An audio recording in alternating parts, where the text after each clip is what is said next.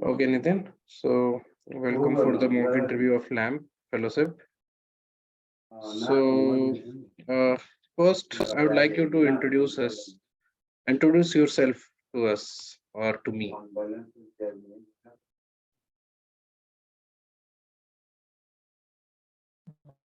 Yes, sir. My name is Nitin Lende. Currently, I am pursuing my post-graduation in Development and Labor Studies in Jawaharlal Nehru University. Before that, I have graduated in History, Geography, and Marathi Literature from my hometown, that is Amravati in Maharashtra. Other than this, I like to watch documentaries with personal, famous personalities. Plus, I love to nature traveling, and I have to also I am focuses on the public policy and all other things. And currently I am researching on the migration of Korku tribe for their alternatives. Okay, so you are doing development and labor studies at JNU. Yes, sir. Okay, so you are in right now. You're in first year, No, sir. Second year. second year. So, can you tell me what are the capabilities that you are getting there from your course? Uh, First of all, sir, the first capability I know about that one is the how the research will conducted. As in first year, I done my first research on the construction workers and their precariousness, and now I am currently working on the Korku tribe.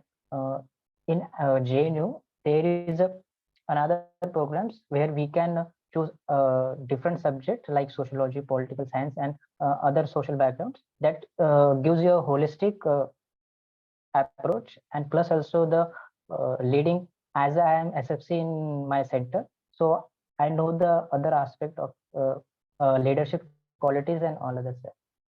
Okay. So what are the future prospects do you have after that course?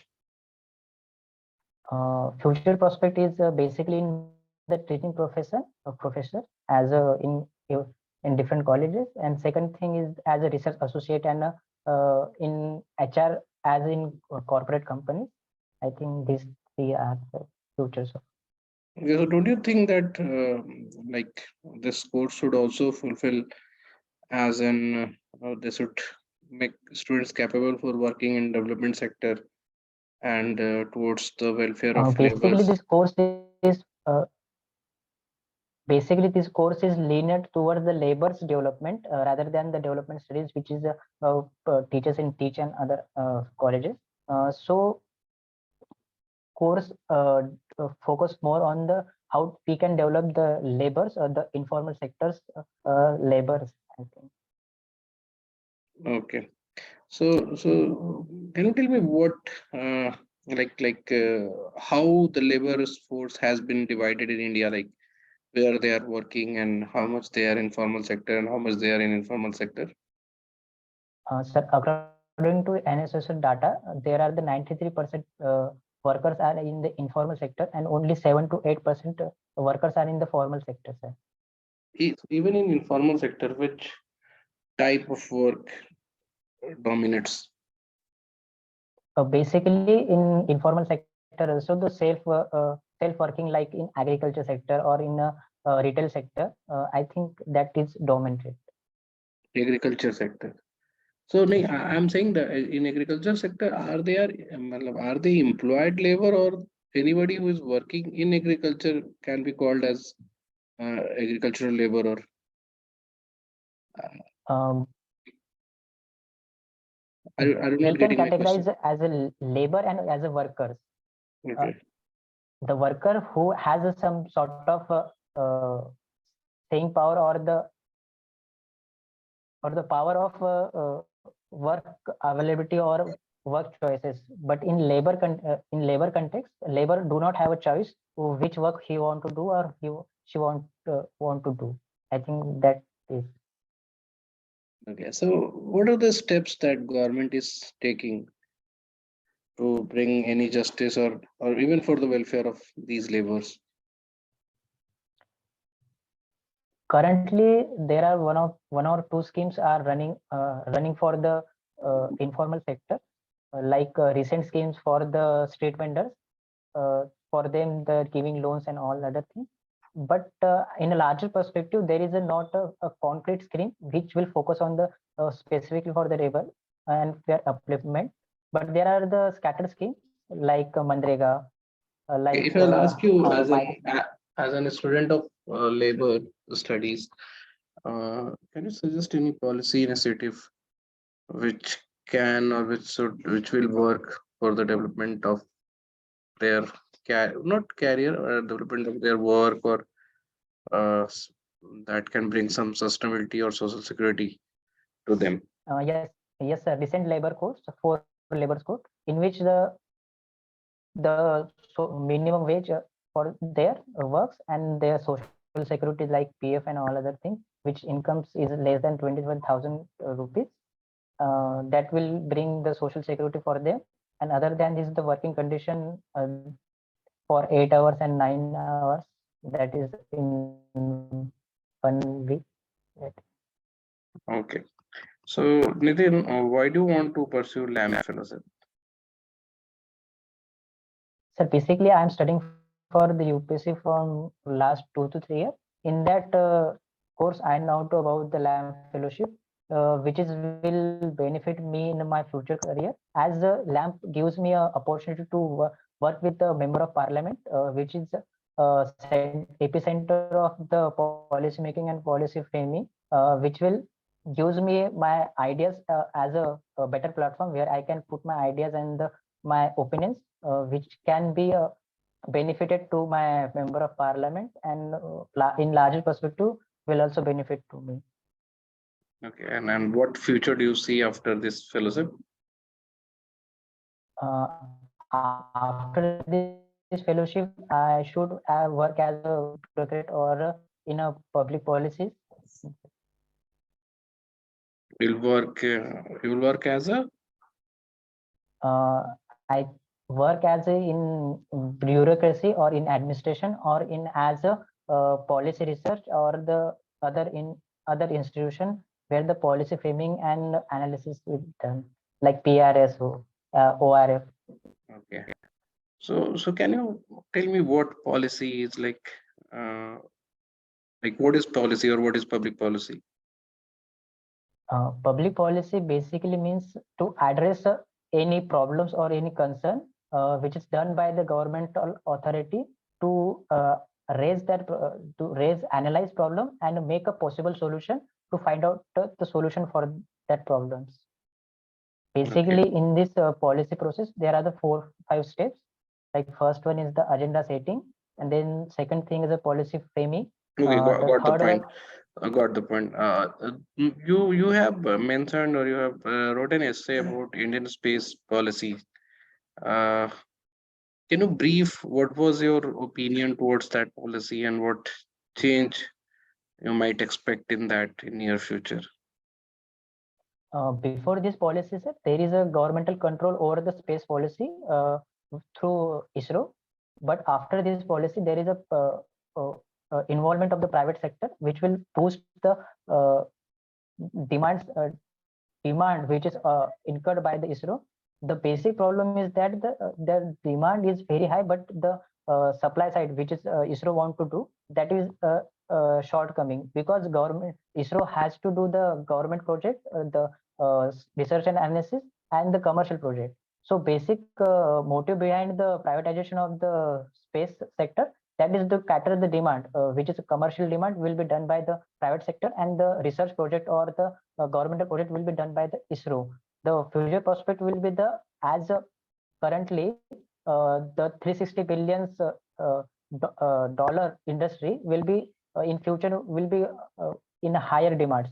So to tackle or to cater the just now we just tackle 2% of the space industry.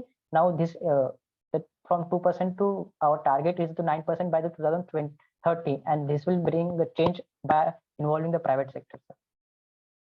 Okay. Okay, before getting deep into this, may I ask you were a student from development and labor. There are a wide range of policies that has been created or that even state government are coming up with.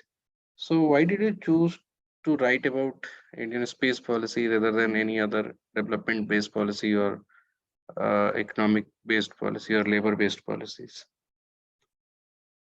Sir, basically my interest in the science policy, and in future we also adopt the technology and other things, because the future is of technology. So if we, as I am interested in the science and other things, so I think I will be better in that. That's why I choose, sir, to write on the science. Okay, so let's come to the part that you have that you have wrote in that lamp question, which was how we will be able to make energy or electricity available to everyone. So what are the challenges that you see in that? The most discussed challenge is that the commercial and the economic losses, which is I think more than 21%. If we invest 100 rupees in electricity sector, we just come out, we lost 21 rupees. If we see in the developed countries, that losses are just 10 to 12%. The main uh, cause of concern is that the 21% losses are, if you see the our if you see our generating capacity is 383 gigawatt, but we just demand for the 200 gigawatt. But but in the supply side, we cannot uh, supply all the stakeholders the required electricity, and that's why the our power shortages and all the other things we seen in the our country. The second thing is that the discom disparity, welfare measures by populist measures by the state governments, free electricity for the agriculture, free electricity for the household, and that create a burden on the discom, which ultimately lead to the huge losses for them, and this leads to the uh, this effect on the repayment of the discom to the gencos, and that's the whole cycle is disrupting the power sector. So what are the solution that you find that like this can be an alternate solution or this could be a disruption that should be done to tackle those challenges, because the running system is very rigid, it cannot be changed within itself. Yes, sir.